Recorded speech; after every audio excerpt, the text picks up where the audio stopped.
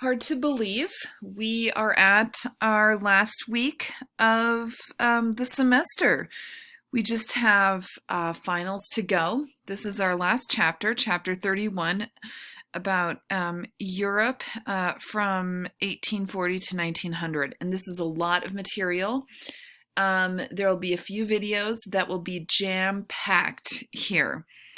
And at the end of the final video, there will be a discussion of the primary document that is our final reading for this semester. But we're starting with a complicated a topic called Orientalism. It's important because this is a lingering concept that is important in 20th century Western art, and something that we will also dive into in Art 212 in the fall as well. The notion of Orientalism is developed by a scholar named Edward Said, who describes 19th century European culture's fascination with Middle Eastern culture. And we shouldn't just think about this as a kind of naive curiosity about other cultures, but it is the exoticization and eroticization of other cultures without any sort of in-depth exploration, without any sort of learning about the language, the religion, the cultural traditions. And it has a huge influence on 19th century art. There's a kind of power dynamic at play here. And I think we see that in the examples of Orientalism below.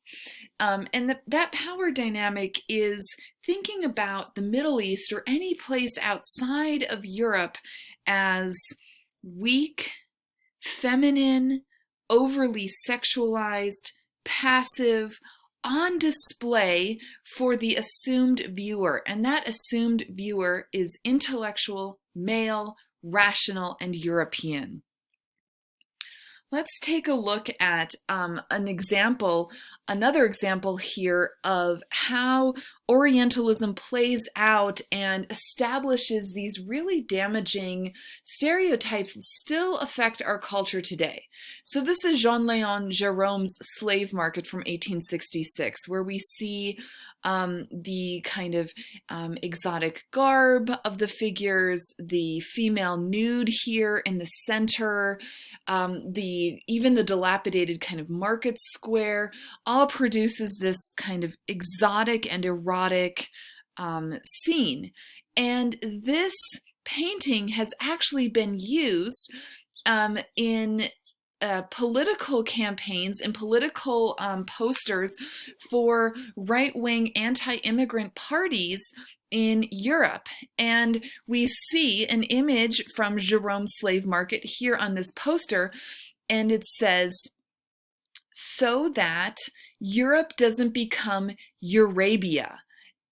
Europeans vote for Alternatives for Germany," which is an anti-immigrant right-wing party in Germany. And so here we're seeing a contemporary political party kind of play up the xenophobia that has its roots in Orientalism.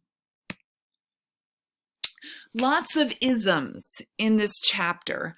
The next ism is realism. And along with realism, we see the advent and the use of a new term that's called avant-garde.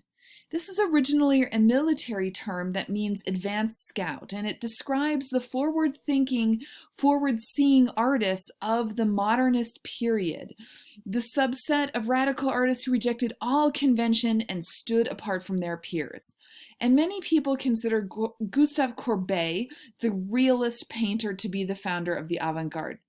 He was politically radicalized by waves of revolutions that hit Europe in 1848.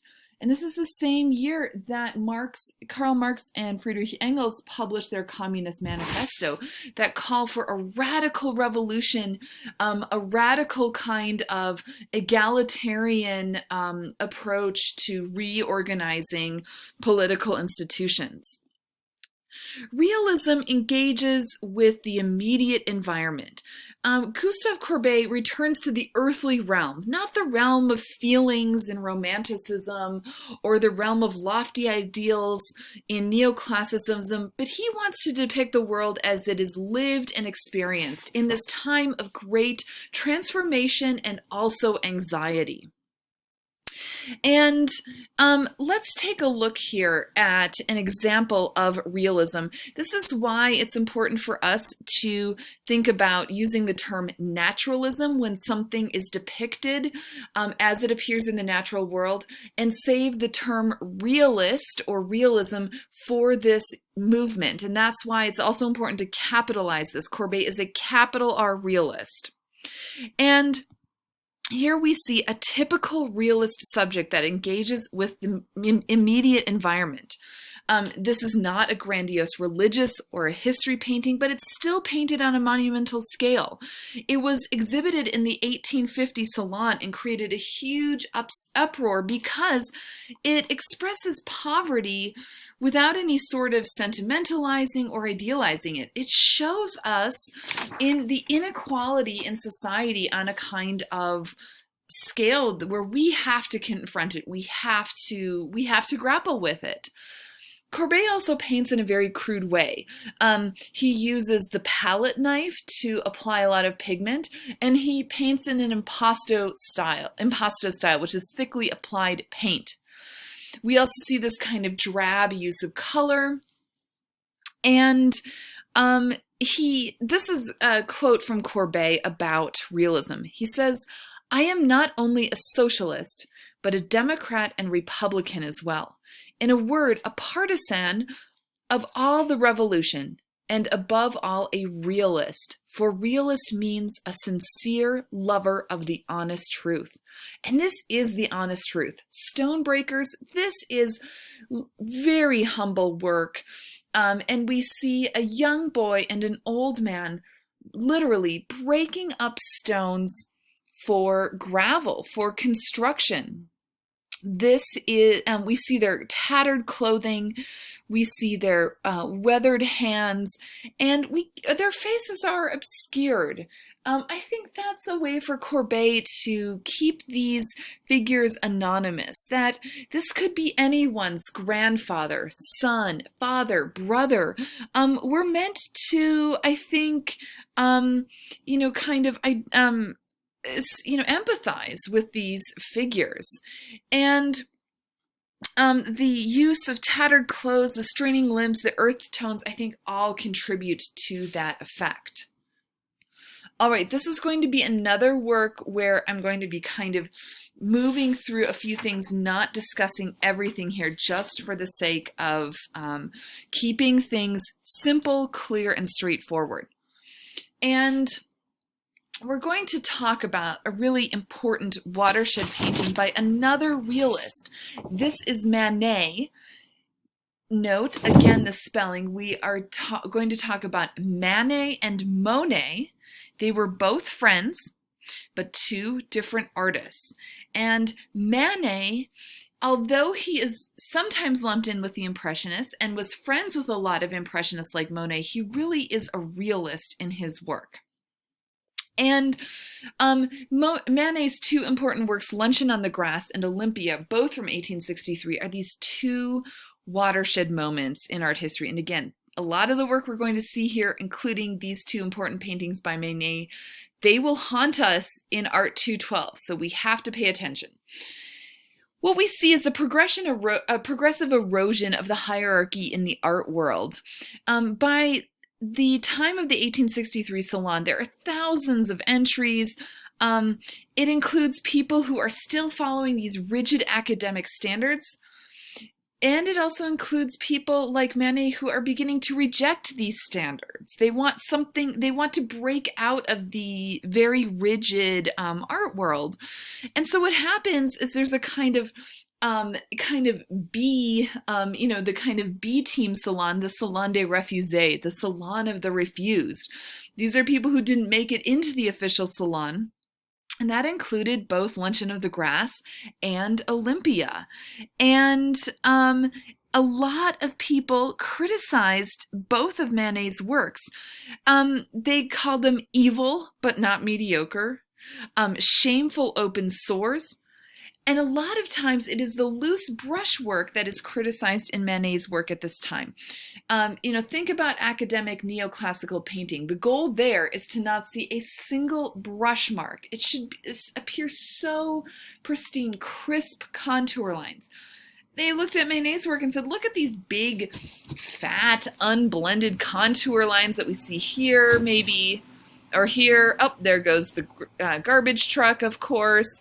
And they said, is this a drawing? Is this a painting? It looks so unpolished. It looks so unfinished. But that's precisely what Manet was interested in. Breaking with this pictorial illusionism, the aggressive flattening of figures. Look at the kind of flat planes of color across the nude here. Furthermore, Olympia was also very scandalous because of the subject matter. And here, I think to understand this, we need to look at Alexander Cabanel's Birth of Venus that was also presented in the same salon. Cabanel's Birth of Venus was purchased by the emperor, whereas Manet's Olympia was a huge scandal. So we see two female nudes. The female nude is nothing new, but look at Cabanel's Birth of Venus. Venus, she's a mythological figure. She's shown in this kind of mythological scene, in kind of, resting on a breaking wave. It looks like she's sleeping almost, surrounded by these little cute flying cherubs here. She's not confronting us. And we can enjoy her eroticized pose in a very different way than we can in Manet's work, where Olympia is staring out at us. She is engaging with us. Her hand is clamped down, covering herself, and she has this really kind of aloof, what's it to you expression. Olympia, the title also clues us into the ID of this figure. Olympia was a kind of just general term for a working class prostitute in Paris. So she's not some nude that has been relegated to mythology that makes it easier for us to be the voyeur. But instead, she is of our time. And this type of reworking, this kind of radicalization of the female nude, was a huge break with the hundreds of years of European traditions and the traditional approach to the female nude before Manet.